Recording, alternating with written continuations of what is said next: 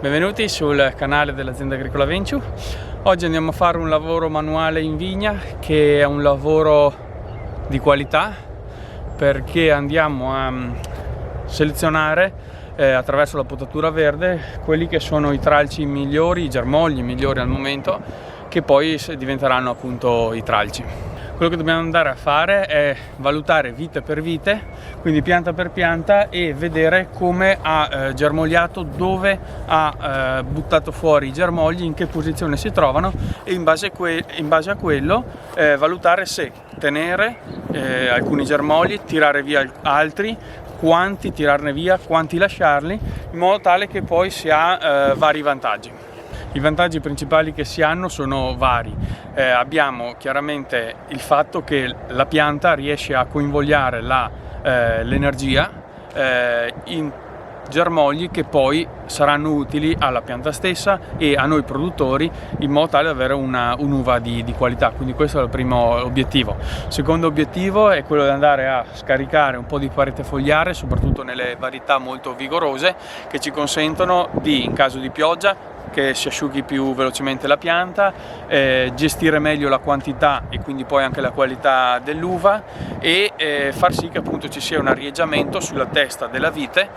in modo tale che appunto le malattie fungigne abbiano meno possibilità di svilupparsi. Qua ci troviamo di fronte a una varietà che è il Pinot Grigio, una varietà molto vigorosa sui ricacci, nel senso che germoglia in qualsiasi punto del legno, per cui questo lavoro è molto importante. Abbiamo già fatto un passaggio molto veloce qualche settimana fa, e adesso andiamo a ritoccare in alcuni punti alcune piante che magari richiedono maggiore, diciamo, un passaggio un po' più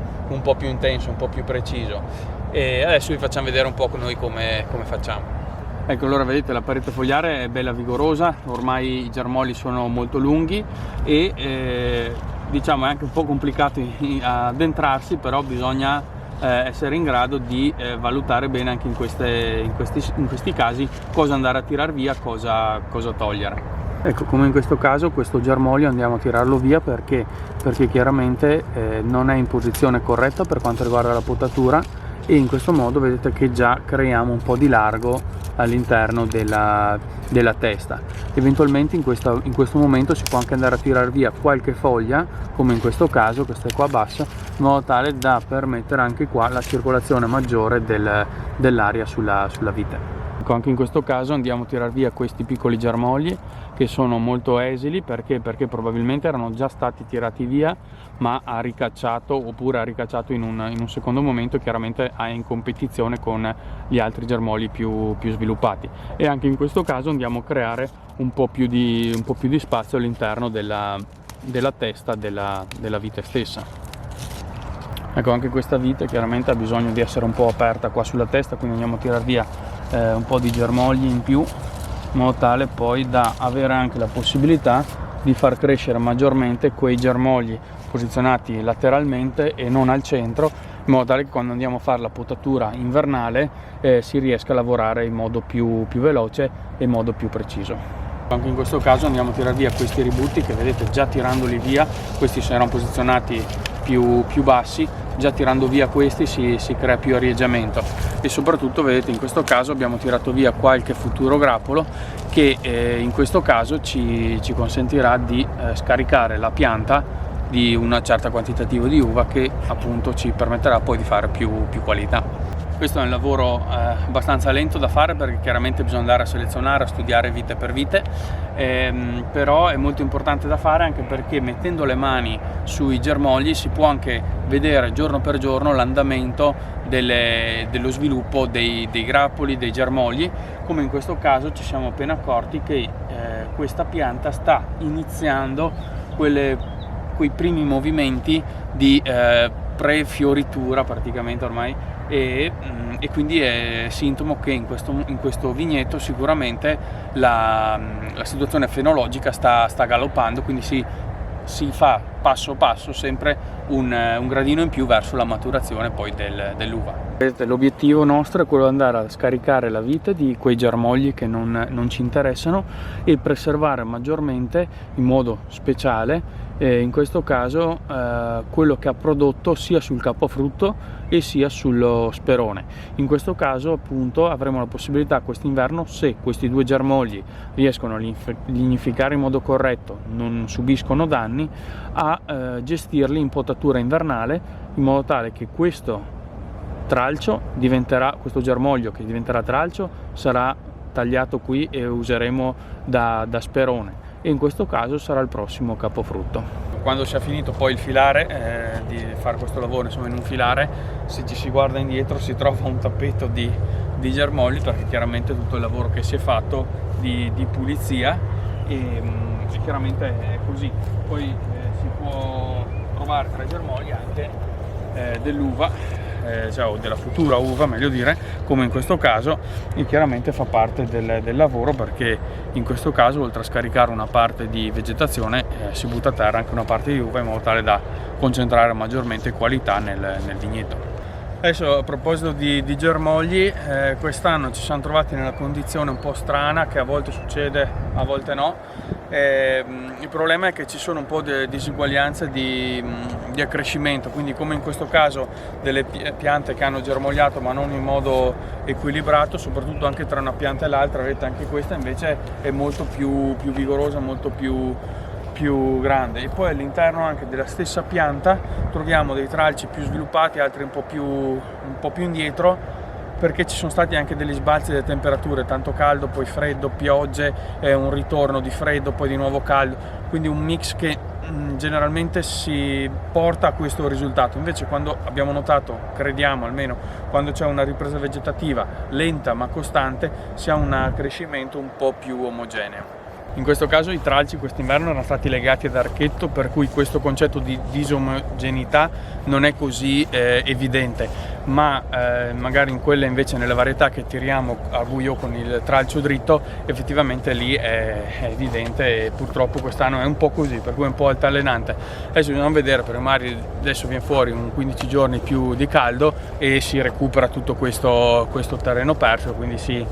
riesce a riomogenizzare tutta la parete fogliare. Questa importanza di avere un crescimento omogeneo è data dal fatto che il prossimo lavoro che dobbiamo fare è quello a giorni, ormai tra qualche settimana al massimo, è quello di andare a chiudere tra questi due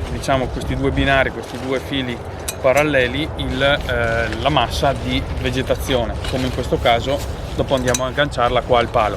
Vedete che chiaramente qua ci sono germogli più alti e germogli più bassi, per cui nell'obiettivo di andare a chiudere la maggior parte di germogli bisognerà attendere che quelli anche un po' più bassi vengano a un livello accettabile e non scappino fuori, ma nel frattempo quelli più alti ormai saranno già tanto alti e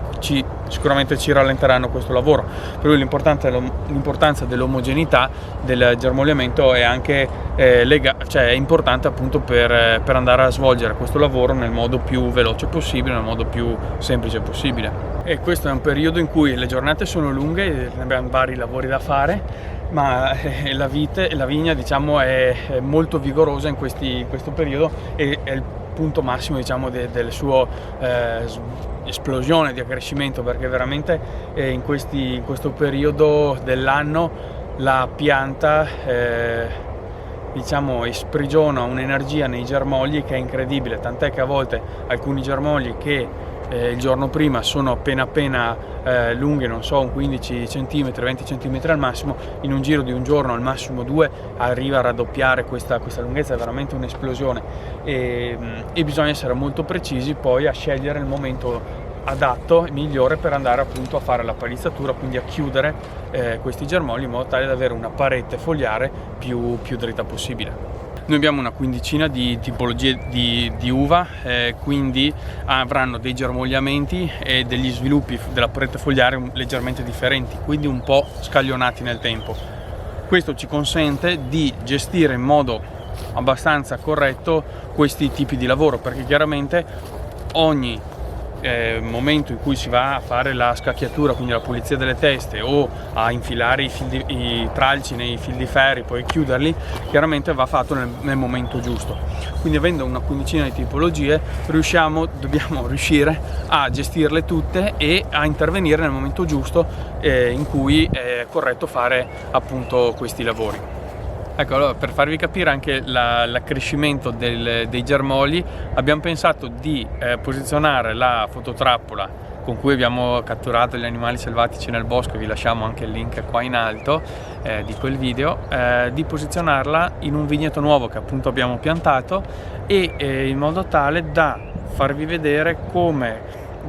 più o meno dal giorno 0 a una distanza di qualche settimana le barbatelle che abbiamo piantato si sono risvegliate e abbiano cominciato a spingere, quindi a distribuire l'energia, a indirizzare l'energia verso appunto i nuovi germogli, e quindi piano piano da crescere. In questo modo si ha la possibilità appunto di vedere come una vite in questo periodo abbia veramente un impulso di energia molto importante verso la parete fogliare.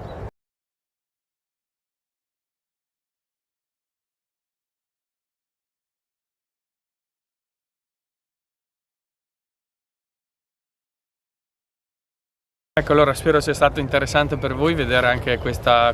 curiosità,